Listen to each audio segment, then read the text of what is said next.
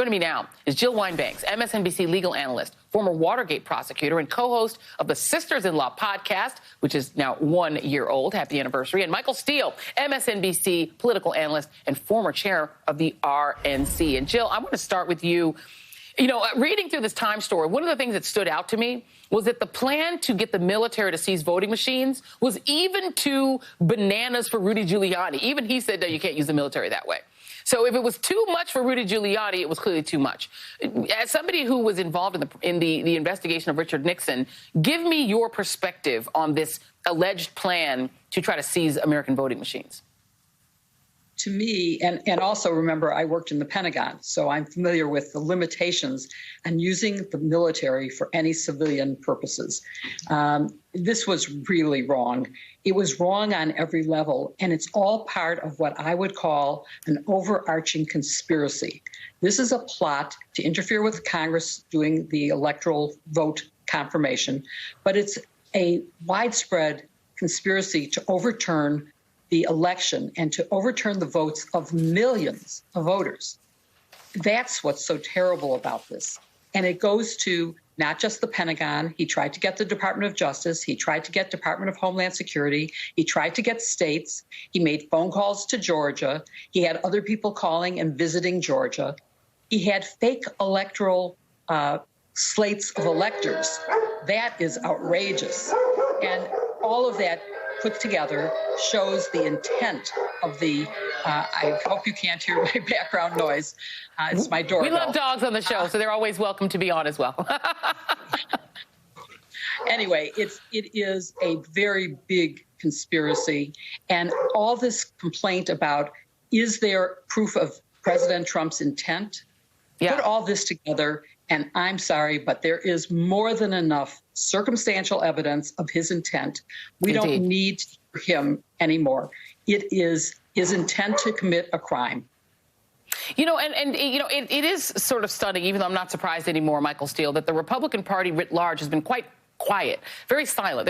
They're sort of banging, you know, their hands on the table, claiming that Democrats want to take federal control over state elections. And yet here you had the president of the United States wanting to take the ultimate federal control, literally take voting machines out of his desperation to not be seen to have lost an election and to try to cling to power like a sort of tin pot dictator.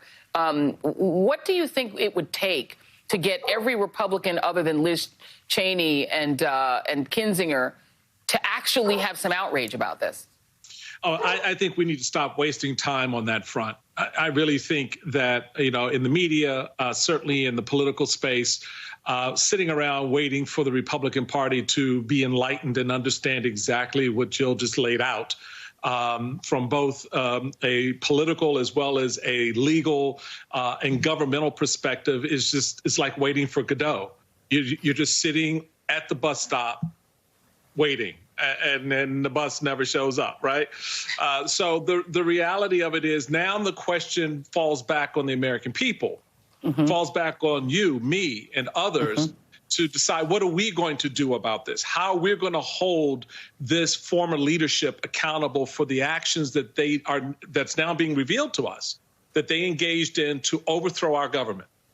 To take control of our electoral process to the extent that they could, to cheat. They are cheaters. They're liars. And the more we're honest about that, and less we're concerned we are about how Republicans feel about it, the better off this country is going to be, and the stronger attitudes we're going to have about dealing with this. Because let me tell you, folks, this is all a warm-up. You now see what's coming. They're telegraphing to you what's coming next. You give us the power back, we're putting you in jail. You give us the power back, we're going to take control of those systems of government that we failed to take control of the last time and get it right for us the next time. Yeah, I mean, just going through here, the Hill, silent. Minority Leader Kevin McCarthy, silent. House Minority Whip Steve Scalise, silent. Elise Stefanik of New York, the head of the House Republican Conference, asked for comment. They're just not going to talk about it because they clearly, Jill Wine-Banks, want to take advantage of what Donald Trump created for themselves. Should they be able to seize power, they wouldn't have to ever give it back. Just to go through, you lived through the Nixon era in which his mental health was questioned at a certain point, whether he was drinking, what he was doing, sort of as he was spiraling toward the end. Some of these stories are wild. The Washington Post reporting that when some of the White House records were turned over to the National Archives, some of them were ripped in little pieces. Like ripped in little shreds. And we've seen, I think, in some of the previous biographies of Trump that he would have this habit. He didn't like someone who just ripped the pieces up and still turn them in ripped pieces. In some cases, they had to take the torn up records and put them back together and paste them back together. You had Donald Trump giving $1 million to his former chief of staff, Mark Meadows' nonprofit, and this was after the creation of the January 6th panel. And you have to remember that Meadows wrote a book, right, the tax-deductible seven-figure contribution to the Conservative Partnership Institute, led by him. The largest chunk of the $1.3 million in donations that Trump, his PAC, gave out was to Meadows, who then later repudiated his own book, which sounds a lot like trying to influence him. Your thoughts, Jill? Well, I think you've laid out a very good case for obstruction of a witness and tampering with a witness, which is what that does sound like. All of these conducts fall together. I think it's time for the announcement of a special grand jury. It would assure the American people that the Department of Justice is actually doing something without violating the grand jury secrecy. All you have to do is appoint, as there was in Watergate, going back to that era, there was a special grand jury appointed to address only the investigation of the crimes of Watergate.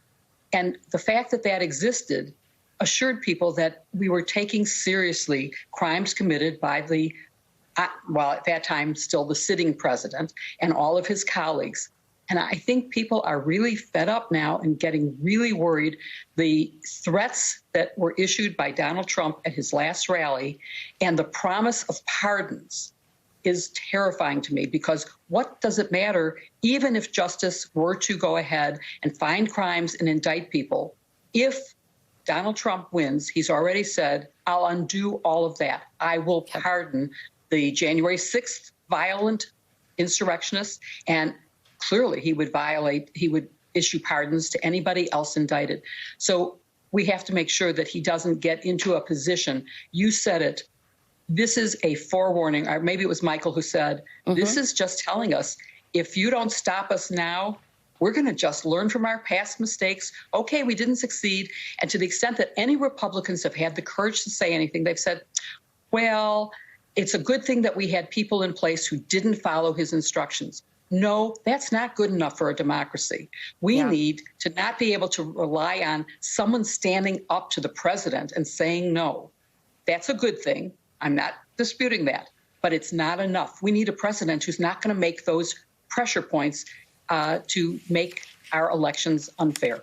Well, and because we won't have anybody standing up to him the next time, right? I think all of the incentives here, Michael, are to wait for Trump to theoretically come back and wipe it all away, wipe the January 6th committee away, wipe all the crimes away. We have the head of the Oath Keepers. He's going to appear before the January 6th Select Committee. He's going to take the fifth. There is no incentive at this point to cooperate with investigating this crime against the country, because essentially he's telegraphing Trump that I can wipe it all away, just put me back in power, which is an incentive for people even like Mitch McConnell, et cetera, to cooperate with him, not with justice.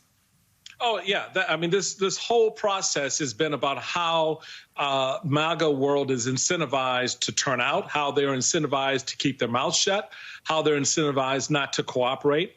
And the manipulation that you see certainly at the rally in Texas this past weekend is this idea that what I'm going to do for you, you give me the power, this is what I'm going to do for you. The other side of that, though, and I think we need to be keen about this, it's not so much Trump becoming the next president of the United States in 2024. It's if he decides not to, who's going to be MAGA-like him? Who's going to be the closest to him, whether it's DeSantis or someone else?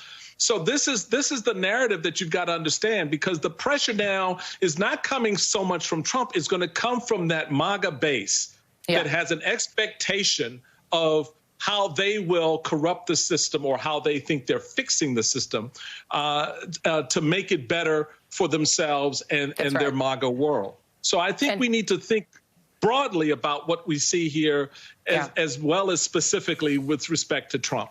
Indeed. Oh, no, and how they can rule this country regardless of what the majority wants, essentially permanently, if they get back into power. That's what we need to really think about. Our democracy is definitely in peril. Jill Wine-Banks, Michael Steele, thank you both very much.